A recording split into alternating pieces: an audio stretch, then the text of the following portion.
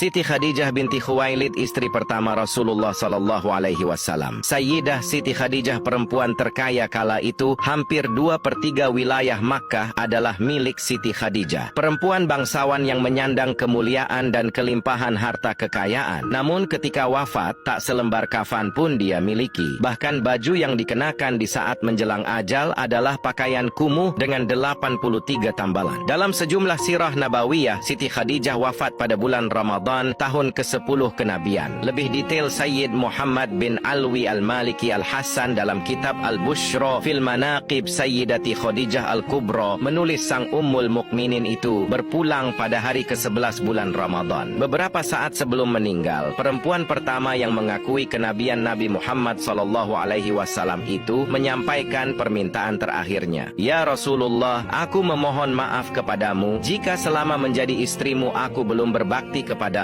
Kata Khadijah, seperti dikutip kitab Al-Bushra fil Manaqib Sayyidati Khadijah Al-Kubra halaman 16. Mendengar perkataan sang istri, Rasulullah menjawab, jauh dari itu ya Khadijah. Engkau telah mendukung dakwah Islam sepenuhnya. Jawab Rasulullah. Dengan nada lirih, Khadijah berkata kepada Rasulullah sallallahu alaihi wasallam bahwa dirinya sudah tak punya apa-apa lagi untuk mendukung perjuangan Islam. Seluruh hartanya telah habis. Sementara perjuangan Rasulullah sallallahu alaihi wasallam dalam menyebarkan Islam belumlah selesai. Wahai Rasulullah, seandainya nanti aku mati sedangkan perjuanganmu ini belum selesai, sekiranya engkau hendak menyeberangi sebuah lautan, sekiranya engkau hendak menyeberangi sungai, namun engkau tidak memperoleh rakit atau jembatan, maka galilah lubang kuburku, ambillah tulang belulangku, jadikanlah sebagai jembatan untuk kau menyeberangi sungai itu, supaya engkau bisa melanjutkan dakwahmu, kata Khadijah. Menjelang ajalnya pun, Khadijah tidak berani meminta sesuatu kepada Rasulullah. Dipanggillah Fatimah, putri satu-satunya. Ya Fatimah putriku, aku yakin ajalku segera tiba. Bisik Khadijah kepada Fatimah sesaat jelang ajal. Yang kutakutkan adalah siksa kubur. Tolong mintakan kepada ayahmu agar beliau memberikan sorbannya yang biasa digunakan untuk menerima wahyu, agar dijadikan kain kafanku. Aku malu dan takut memintanya sendiri, kata Khadijah dengan suara lirih kepada putri semata wayangnya itu. Mendengar hal itu, Rasulullah berkata, wahai Khadijah, Allah menitipkan salam kepadamu dan telah dipersiapkan tempatmu di surga, kata Rasulullah sallallahu alaihi wasallam, dan disambut senyum Khadijah. Tak lama mendengar itu, Ummul Mukminin, ibu kaum mukmin pun menghembuskan nafas terakhirnya di pangkuan Rasulullah. Didekapnya sang istri itu dengan perasaan pilu yang teramat sangat. Tumpahlah air mata mulia Rasulullah dan semua orang yang ada di situ. Dalam suasana tangis dan duka menyelimuti keluarga Rasulullah sallallahu alaihi wasallam, malaikat Jibril turun dengan mengucap salam dan membawa 5 kain kafan. Kemudian Rasulullah menjawab salam Jibril dan bertanya, untuk siapa sajakah kain kafan itu ya Jibril? Tanya Rasulullah. Kafan ini untuk Khadijah, untuk engkau ya Rasulullah, untuk Fatimah, Ali dan Hasan, jawab Jibril yang tiba-tiba berhenti berkata, kemudian menangis. Rasulullah lalu bertanya, kenapa ya Jibril? Cucumu yang satu, Husain, tidak memiliki kafan. Dia akan dibantai, tergeletak tanpa kafan dan tak dimandikan, jawab Jibril. Setelah mendengar jawaban Jibril, Rasulullah berkata di dekat jasad Khadijah, wahai Khadijah istriku sayang, demi Allah, aku takkan pernah mendapatkan istri sepertimu. Pengabdianmu kepada Islam dan diriku sungguh luar biasa. Allah Maha mengetahui semua amalanmu. Semua hartamu kau hibahkan untuk Islam. Kaum muslimin pun ikut menikmatinya. Semua pakaian kaum muslimin dan pakaianku ini juga darimu. Namun mengapa permohonan terakhirmu kepadaku hanyalah selembar sorban? Rasulullah pun tampak sedih. Oh Khadijahku sayang, kau meninggalkanku sendirian dalam perjuanganku. Siapa lagi yang akan membantuku? Aku ya Rasulullah, sahut Ali bin Abi Thalib, sang menantu saat di samping Rasulullah. Di samping jasad Siti Khadijah, Rasulullah kemudian berdoa kepada Allah, ya Allah, ya ilahi Rabbi, limpahkanlah rahmatmu kepada Khadijahku yang selalu membantuku dalam menegakkan Islam, mempercayaiku pada saat orang lain menentangku, menyenangkanku pada saat orang lain menyusahkanku, menenteramkanku pada saat orang lain membuatku gelisah.